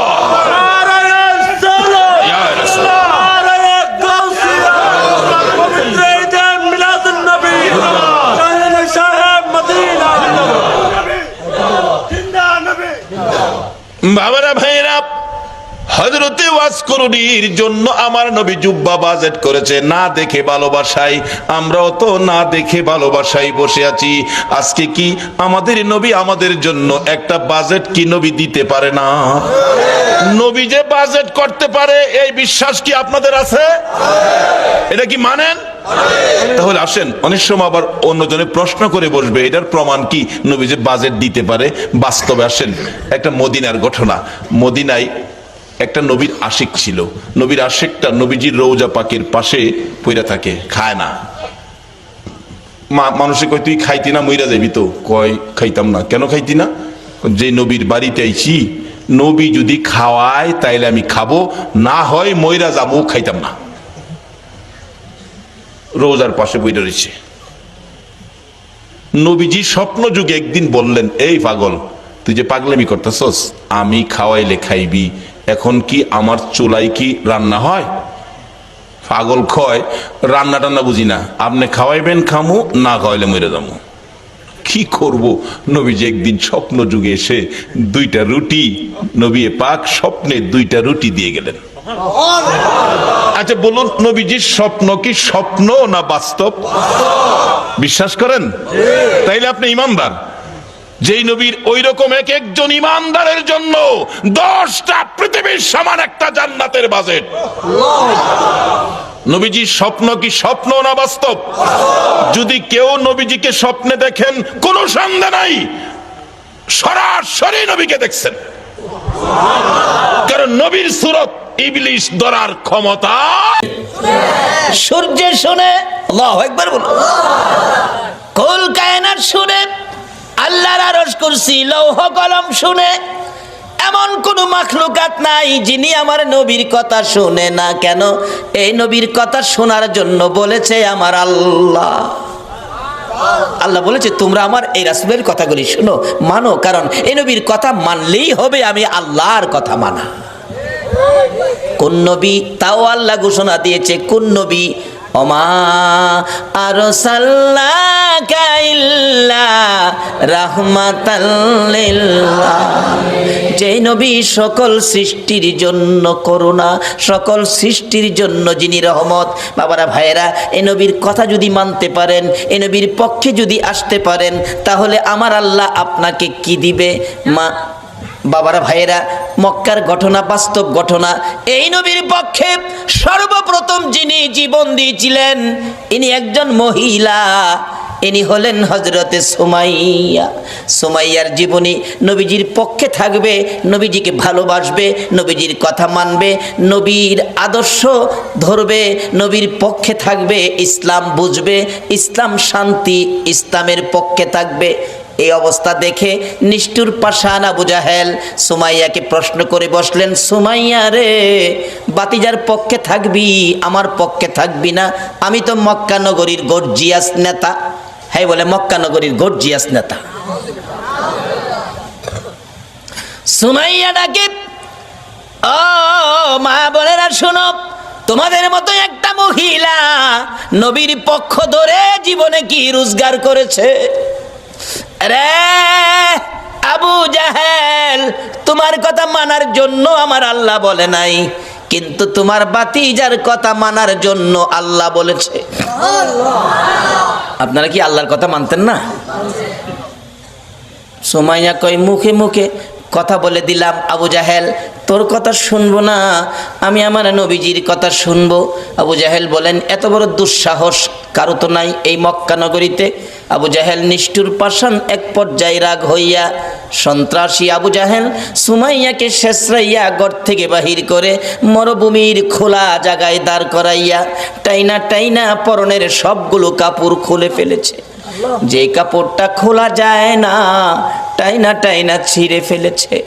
একবারে উলঙ্গ করে পাগলিনী আমার নবীর আদরের আমার নবীর পাগলিনী সুমাইয়াকে উলঙ্গ করে দাঁড় করাইয়া ডাকতেছে, আবু জাহেল ও সুমাইয়া বল এবার তোরে কে রক্ষা করবে? সুমাইয়া চোখ দুইটা বন্ধ করে হাতটা এইভাবে বুকের উপর রেখে চোখের পানিগুলো গাল বেয়ে বেয়ে জর্জর করে ছাড়তেছে। আবু জাহেল ডাকে, মক্কার লোকেরা রে দেখা যা, আমার বাতিজার পক্ষের লোক সুমাইয়াকে উলঙ্গ করেছি। সুমাইয়া কান্দে, মাবুদ আবু জাহেল মক্কার মানুষ ডাকে আমারে দেখার জন্য, তোমারে একবারও ডাক দেয় না। মাবুদ আমি সুমাইয়া তোমারে ডাক দিলাম, তোমার বন্ধুর পাগলিনী সুমাইয়ারে দেখা যাও না। আমার আল্লাহ বলেন, সুমাইয়া রে আমার বন্ধুর ভালোবাসায় বেইজ্জতি হইতেছস, আমি আল্লাহ তোর দাওয়াত কবুল করলাম, আমি তোরে দেখব। আবু জাহেল রাগ হয়ে গেছে, আল্লাহরে ডাকো দেখার জন্য, দাঁড়াও ভালো করে দেখাইতেছি। ঘরের ভিতরে যাইয়া বল্লম নিয়ে বেরিয়ে আসলেন আবু জাহেল। বল্লম নিয়ে এসে আমার নবীর পাগলিনী সুমাইয়া রে তল পেটের নিচে এত জোরে আঘাত করলো, সুমাইয়া চিত হয়ে জমিনে পড়ে গলাকাটা মুরগির মতো লাফায়, জিব্বাটা বাহির করে দিয়ে কান্দে, মাবুদ গো তোমার বন্ধুর পাগলিনী সুমাইয়ার জীবন যায় গো, দাওয়াত দিলাম দেখা গেলা না। আমার আল্লাহ ডাকে, জিবরাইল রে আমার বন্ধুর পাগলিনী সুমাইয়ার জীবন যায় কাঁদতেছে দেখার জন্য, আমি আল্লাহ কেমনে খালি হাতে দেখবো রে? আমার জান্নাতুল ফিরদাউসটা উঠাইয়া দে, বন্ধুর পাগলিনী সুমাইয়ারে আমার জান্নাতুল ফিরদাউস দান করে দিলাম। এই নবীর পক্ষ ধরে হযরতে সুমাইয়া মহিলা হইয়া কবরে যাওয়ার সময় জান্নাতুল ফিরদাউস হাতে লইয়া ওই কবরের মধ্যে ঢুকেছে। আপনারা কি জান্নাত নিবেন না জাহান্নাম নিবেন? জান্নাত নেওয়ার রাস্তাই হলো নবী মুহাম্মদুর রাসূলুল্লাহর রাস্তা। শুধু জান্নাত নয়, আজকে যারা নবীর ভালোবাসায় বসে আছেন, আপনারা কি কেউ নবীজিরে দেখছেন? কেউ দেখছেন না? এই নবীর ভালোবাসা দেখেন নাই, বাংলার জমিনে বসে আছেন। এইভাবে আপনাদের মতো ভালোবাসায় নবীরে দেখে নাই হযরতে ওয়াসকরণী। 7 বছর বয়স নবীরে ভালোবাসে। কয় বছর? কিন্তু ওয়াসকরণী পিতাহারা হয়ে গেলেন। মার গলায় ধরে কান্দে, মাগো বাবা নাই, সংসার কেমনে চলবে? মা বলেন, বাবা চিন্তা করো না, আল্লাহ চালাবে। ওয়াসকরণী সম্পূর্ণ সংসারের দায়িত্ব নিতে হলো। 7 বছর বেড়া বকরি দুম্বা লইয়া পাহাড়ে পাহাড়ে যায়, বেড়া বকরি দুম্বা ছেড়ে শুধু গুনগুন গুনগুন করে গান গায়, দয়ার নবী মায়ার নবী গো, আপনি আমার জীবনের জীবন। বলুন, দয়ার নবী মায়ার নবী গো, আপনি আমার ওয়াসকরণী নবীরে দেখে নাই এই চোখে, শুধুমাত্র নবীর ভালোবাসার গান গাই। দিন যাই রাত্র যাই, মাঝে মাঝে পাহাড়ের চূড়ায় নিরিবিলি বসে নবীর ভালোবাসার গান গাই। এদিকে কারো কারো দুম্বা, কারো কারো বকরি ভাগে থাফাইয়া নিয়ে যায়। মাঝে মাঝে বিচার যায় মায়ের কাছে, ও ওয়াসকরণীর মা, তোমার ওয়াসকরণীর বেড়া বকরি দুম্বা অনেকগুলি বাগে নিয়ে গেছে। মার কাছে বিচার গেলে বাড়িতে আসলে ওয়াসকরণী জিজ্ঞেস করে, মা বাবা গো তোমার বেড়া বকরি দুম্বা বলে বাগে খাইছে, তুমি কইছিলা? মা আমি কাছে ছিলাম না, তাহলে খবরটা কি? ওয়াসকরণীটা ডাকে, মা গো আমি দেখেছি বাঘ আসছে গো মা, কিন্তু বাঘ আসে ঠিকই, আমার বকরির পাশে বাঘ নাকটা লাগাইয়া গো, নাক আমার বকরির গায়ে লাগাইয়া হাত লাগাই না। নবীর আশিকেরা গো, যেই নবীর আশিকে ওয়াসকরণী তার বেড়া বকরি দুম্বা জংলার বাগে খায় না, নাক লাগাইয়া হাত লাগাই না। মা আমি দেখেছি ভাগ এসে আমার বকরি ছেড়ে দিয়ে অন্যের বকরি ধরে নিয়ে যায়। এ হলো নবীর ভালোবাসার পুরস্কার। মাগো কোনোদিন ভয় পাইও না, ওয়াসকরণীর বকরি জংলার বাগে খাবে না। ওয়াসকরণীর মধ্যে আছে নবীর ভালোবাসা, যেই নবীর সৃষ্টি না হইলে বাঘের সৃষ্টি হতো না। ওয়াসকরণী একদিন মাকে বললেন, মা আমাকে একটু অনুমতি দিবেন, আমি নবীর সাথে দেখা করে আসি। যাও বাবা, দেরি করো না, তাড়াতাড়ি আইসো। নবীজি বাড়ির সামনে চোখের পানি ছেড়ে ছেড়ে ডাকেন, আমার নবী আছেননি বাড়িতে? ও দয়ার নবী আছেননি বাড়িতে? ভিতর থেকে কে যেন বলে দিলেন, নাই নাই, নবীজি বাড়িতে নাই। ওয়াসকরণী দুইটা চোখের পানি আমার নবীর বাড়ির সামনে রেখে গেল। কি রাখলো? কি রাখলো? চোখের পানি। চলে গেলেন, মায়ের আদেশ, চলে যেতে হয়, দেরি করা যাবে না। কিছুক্ষণ পর আমার নবী, মায়ার নবী উপস্থিত। বাড়ির সামনে দাঁড়ায়া নবী একটা চিৎকার মারছে, বাড়িতে কে আসো গো? আমার ওয়াসকরণী বুঝি আসছিল। আল্লাহু আকবার বলো। না দেখে ভালোবাসাই যদি এত জ্বালা রে, আজকে কারা না দেখে নবীর ভালোবাসাই বসে আছো? ওয়াসকরণীর মতো পাগল হইয়া কারা মাহফিলের আয়োজন করেছো? তোমাদের জীবন ধন্য হইয়া গেছে। হযরতে ওয়াসকরণী চলে গেলেন, আমার নবী বাড়ির সামনে দাঁড়াইয়া চোখের পানি ছেড়ে দিলেন। তোরা কে, কোথায় রে? আমার ওয়াসকরণী আসছিল, তোরা বসতে দিলি না। লোকেরা বলেন, হুজুর কেমনে জানেন আসছিল? তোরা কথা জিজ্ঞাস না রে, আমার ওয়াসকরণীর চোখের পানির গন্ধ জমিনে পাওয়া যায়। যেই নবীর ভালোবাসার চোখের এক ফোঁটা পানির দাম আল্লাহর আরশের চাইতেও বেশি। যেই নবীর ভালোবাসার একটা ফোঁটা চোখের পানি যদি কারো জমিনে পড়ে, তার জন্য জাহান্নামের আগুন হারাম হইয়া যায়। ওয়াসকরণী আসছিল, তোরা বসতে দিলি না, আমার ওয়াসকরণী চলে গেল রে। ওয়াসকরণী আর কোনোদিন নবীর সাথে দেখা হয় নাই। যেদিন আমার নবী জগৎ ছেড়ে চলে যাবেন, মদিনার রওজা পাকে শুয়ে যাবেন, তার আগে আগে আবু বকর, ওমর সাহাবীরা জড়ো হয়ে তাদের একটা আলোচনা শুরু হয়ে গেল। আমার নবী দুনিয়ার থেকে বিদায় হলে নবীজির জুব্বা মুবারক নিশ্চয়ই আবু বকর পাবে। আবু বকর আমার নবীকে বড় ভালোবাসতেন। আরেকজন বলেন না, আবু বকর পাবে না, সম্ভবত মেয়ের জামাই হযরতে আলী রাদিয়াল্লাহু তাআলা আনহু পাবেন। আরেকজন বলেন না, উমর পাইতে পারেন। আরেকজন বলেন উসমান গনি বহু টাকা খরচ করেন, বহু দান করেন, নবীর ভালোবাসায় উসমান গনি পাবেন। এইভাবে আলোচনা শুরু হলে অনেকে মিলে আমার নবী উপস্থিত। কি নিয়ে তোমরা আলোচনা সমালোচনায় বসেছো? হুজুর ভাবতেছিলাম আপনার বিদায় পরে আপনার জুব্বা মুবারক ভাগি জানি কে হয়ে যায়। আমরা কেউ ভাবছি ওমর পাবে, কেউ ভাবছি আবু বকর পাবে, কেউ ভাবছে উসমান গনি পাবে, কেউ ভাবছে হযরত আলী পাবে। আমার নবী দুইটা চোখের পানি জর্জর করে ছেড়ে দিয়ে কান্দে, সাহাবীরা রে আমার জুব্বা মুবারক তোমরা কেউ পাবি না, আমার জুব্বা পাবে আমার ওয়াসকরণী রে।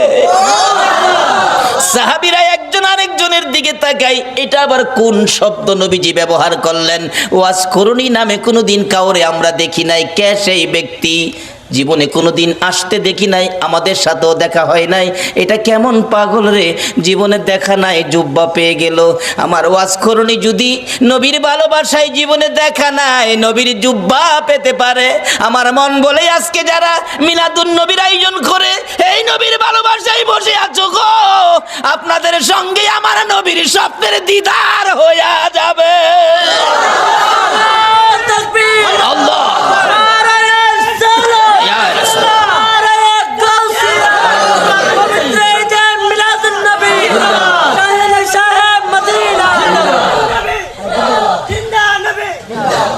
বাবারা ভাইরা, হযরতে ওয়াসকরণী তরুণীর জন্য আমার নবী জুব্বা বাজেট করেছে, না দেখে ভালোবাসায়।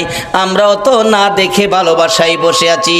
আজকে কি আমাদের নবী আমাদের জন্য একটা বাজেট কি নবী দিতে পারে না? নবী যে বাজেট করতে পারে এই বিশ্বাস কি আপনাদের আছে? এটা কি মানেন? তাহলে আসেন, অনেক সময় আবার অন্যজনে প্রশ্ন করে বসবে এটার প্রমাণ কি নবী যে বাজেট দিতে পারে। বাস্তবে আসেন, একটা মদিনার ঘটনা। মদিনায় একটা নবীর আশিক ছিল। নবীর আশিকটা নবীজির রওজা পাকের পাশে পইরা থাকে, খায় না। মানুষে কয় তুই খাইতি না, মইরা যাবি তো? কয় খাইতাম না। কেন খাইতি না? যে নবীর বাড়িতে আইছি, নবী যদি খাওয়ায় তাইলে আমি খাবো, না হয় মইরা যাবো, খাইতাম না। রোজার পাশে বইটা রয়েছে। নবীজি স্বপ্ন যুগে একদিন বললেন, এই পাগল, তুই যে পাগলামি করতেছস, আমি খাওয়াইলে খাইবি, এখন কি আমার চুলায় কি রান্না হয়? পাগল কয়, রান্না টান্না বুঝি না, আপনি খাওয়াইবেন খামু, না খাওয়াইলে মরে যাবো। কি করব? নবীজি একদিন স্বপ্ন যুগে এসে 2টা রুটি, নবী পাক স্বপ্নে 2টা রুটি দিয়ে গেলেন।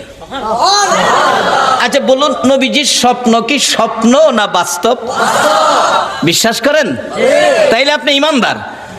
যেই নবীর ওই রকম এক একজন ইমানদারের জন্য 10টা পৃথিবীর সমান একটা জান্নাতের বাজেট। নবীজির স্বপ্ন কি স্বপ্ন না বাস্তব? যদি কেউ নবীজিকে স্বপ্নে দেখেন, কোনো সন্দেহ নাই সরাসরি নবীকে দেখছেন। কারণ নবীর সুরত ইবলিশ ধরার ক্ষমতা নাই।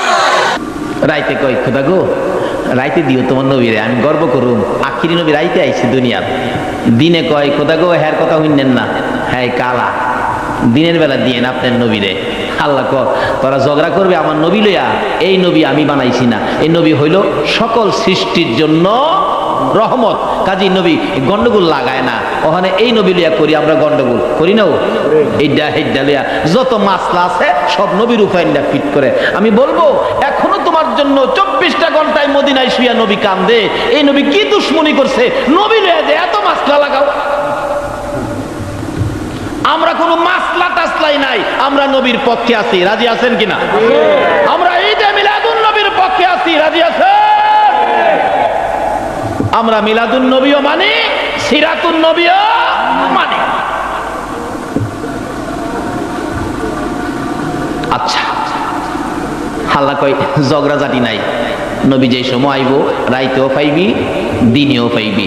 যেই সময় নবী দুনিয়াতে আইতাছে, বলুন তো এই সময়টা কোনটা? সুবে সাদেক, রাত্রের শেষ দিনের শুরু। রাত্রের শেষ দিনের শুরু। রাইতে ক পাইছি, দিনে ক আমিও পাইছি। তাহলে দুজন কি পাইছে?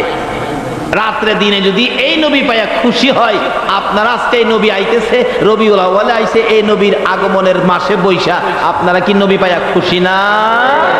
এই খুশিটার নাম হইল ঈদ। খুশিটার আরবি হইল ঈদ। আর এই নবীর আলোচনাটার নাম হইল মিলাদ।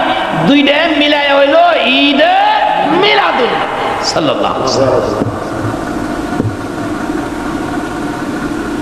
দেখতেছি নবীজি আসবে, অনেক লম্বা ঘটনা, এখানে ওয়াজ করলে 2 ঘন্টার দরকার। মা আমেনা বলেন, রাত্র যখন গভীর হয় আমি টেনশনে ছিলাম, কই সন্তান কি হবে, আমি তো কোনো আন্দাজ করতে পারি না, টের পাই না। মা আমেনা বলেন, আমি একবার ভাবলাম দেখি সন্তান আমার পেটে আছে কিনা, একটু অনুভব করব, দেখি চেষ্টা করে। আমেনা বলেন, একটু নির্জনে যাইয়া রাত্রের বেলা নিজের পেটের দিকে নিজে তাকাইয়া তাকাইয়া দেখি সন্তান আছে কিনা। আমেনা বলেন, পেটের দিকে তাকাইয়া দেখি পেটের ভিতর থেকে একটা নূরের জ্যোতি বাহির হইতেছে। তাইলে তো বোঝা যা আছে। অনেক লম্বা ঘটনা। রাত্র গভীর হয়ে যায়। আব্দুল মুত্তালিব বলেন, আমার বৌমা দেখলাম কেমন কেমন যেন, নিশ্চয়ই বৌমার মনে বুঝি কোনো ব্যথা। জিজ্ঞেস করলেন, বৌমা কে যেন তোমার মনটা কেমন দেখা যায়? ও শ্বশুর আব্বা, শুনেছি কে যেন বলছেন আজকে বলে আমার সন্তান হবে। বাবা গো, আমার যে সন্তান হবে আমার ঘরে কে খেদমতে আসবে? আমি যে অসহায়, স্বামী নাই, আমার কথা কি কেউ শুনবে? আমার নবীর দাদা আব্দুল মুত্তালিব বলেন, বৌমা আমেনা তুমি চিন্তা করো না, এখন থেকে এই মুহূর্ত থেকে আমি আব্দুল মুত্তালিবের দাসী উম্মে আইমানকে 24 ঘন্টার জন্য তোমার পাশে নিযুক্ত করলাম। উম্মে আইমান যা যা। এই মা বোনেরা, তোমরা হয়তো আমার নবীর খেদমতে প্রথম গেছো। উম্মে আইমান রে যা যা আমেনার পাশে থাকবে। আবুল আহাবের দাসী সুয়াইবাকে ডাকতেছেন, এই আবুল আহাবের দাসী সুয়াইবা এদিকে আয়। কি তুই ঘরে যাইস না, আইমান থাকবে আমার আমেনার পাশে, তুই থাকবে ঘরের বাহিরের দিকে। কোনো খবর যদি শুনোস আমার কানে দিবি। নবীর দাদা আব্দুল মুত্তালিব খানে কাবার দরজাটার পাশে বসে দুইটা হাত বাড়ায় বাড়ায় ডাকে, খানে কাবার মালিক রে, আমার আমেনার খবর জানোস নি? আমার আমেনার সন্তান হবে রে, কি জানি হয়, স্বামী নাই, অসহায়, আমেনা কান্দে, তুমি আমার আমেনারে সাহায্য কইরো। নবীর দাদা ডাকতেছে, আমার আল্লাহ জবাব দেন, আব্দুল মুত্তালিব রে, ও খানে কাবার মুতাওয়াল্লি রে, তোমার আমেনা, তোমার বৌমা আমেনার পেটে আমার বন্ধু রাহমাতাল লিল আলামিন। রাত্র হয়ে যায়, একের পর এক, ঘন্টার পর ঘন্টা। আমেনা বলেন, আমি ঘুমাইতে পারি না, ঘুমের ঘরে ঘুমাইলে কে যেন আমারে ডাকে, আমেনা গো ঘুমাইও না, রাহমাতাল লিল আলামিন আইয়ে। ঘুম থেকে জাগ্রত হইলে দেখি আমার ঘরের চারিপাশে কে যেন গুনগুন করে গান গায়। আব্দুল মুত্তালিব বলেন, তাকিয়াছি, আকাশের দিকে বাড়াইয়া কাঁদতেছি হাত বাড়াইয়া। এমন সময় দেখি রাত্র 2টা, 2:30, 3টা বাজে। এমন সময় এখন যে আপনারা বসে আছেন ঠিক এমন মুহূর্তে আব্দুল মুত্তালিব বলেন, আমি দেখি আকাশের দরজাটা খুইলা গেছে। আরে আকাশের দরজা খুললো, ব্যাপার কি? দেখি দরজাটা সুন্দর করে সাজানো হয়েছে। কিছুক্ষণ পর দেখি 3 থেকে 4 জন মহিলা জান্নাতি শাড়ি পরে রাস্তা দিয়ে আসতেছে, ডাইন হাতে নূরের বাতি। একজন আরেকজনকে বলতেছে, রে আসিয়া চল আমেনার ঘরে যাই, আজকে মুহাম্মাদুর রাসূলুল্লাহ দুনিয়ায় যাবে, চল আমরা নবীর খেদমতে আমেনার ঘরে হাজির হয়ে যাই। আব্দুল মুত্তালিব বলেন, আকাশের মধ্যে মহিলারা জান্নাতি শাড়ি পরে আমেনার কথা বলতেছেন, আর বলতেছেন যেই ঘটনা, যেই নাম উচ্চারণ করেছে ভাবে বোঝা যায় আমার নাতির কথা কইতাছে। আল্লাহু আকবার। আব্দুল মুত্তালিব একটা দৌড় মেরে আমেনার ঘরের সামনে যাইয়া দাঁড়াইছে। রে উম্মে আইমান, আমার আমেনা বৌমা কেমন আছে? কি বাচ্চা হয়েছে খবর দে। আব্দুল মুত্তালিব ডাকলে উম্মে আইমান বলেন, আপনি কি পাগল হয়ে গেলেন? এখনো কোনো বাচ্চা হয় নাই, এখনো সন্তানাদি হয় নাই। আব্দুল মুত্তালিব চিৎকার মেরে ডাকে, আমেনা কই গো? হ্যাঁ উম্মে আইমান, আমার নাতি হয়েছে, মিথ্যা কথা কইস না, যে নাতির খবর আকাশের মধ্যে পেয়েছি। মহিলারা আমার নাতির খেদমতের জন্য আমেনার ঘরে আসছে। ও ও উম্মে আইমান, জলদি করে কো। উম্মে আইমান বলেন, এখনো হয় নাই। কিভাবে জানেন? আকাশে শুনেছি। একটু পরে আমেনা বলেন, আমি চুপ করে আছি, হঠাৎ দেখি 4 জন মহিলা ঘরের মধ্যে ঢুকছে, ডাইন হাতে নূরের বাতি। জিজ্ঞেস করলাম, তোমার নাম কি? জবাব দেন, আমেনা, আমারে চিনো না, আমি ফেরাউনের বিবি আসিয়া। কোত্থেকে আসছেন? জান্নাত থেকে আসছি। আজকে তোমার পেটে সন্তান, আখিরি নবী, এই নবীর খেদমতের জন্য আল্লাহ আমাদেরকে জান্নাত থেকে পাঠাইছে।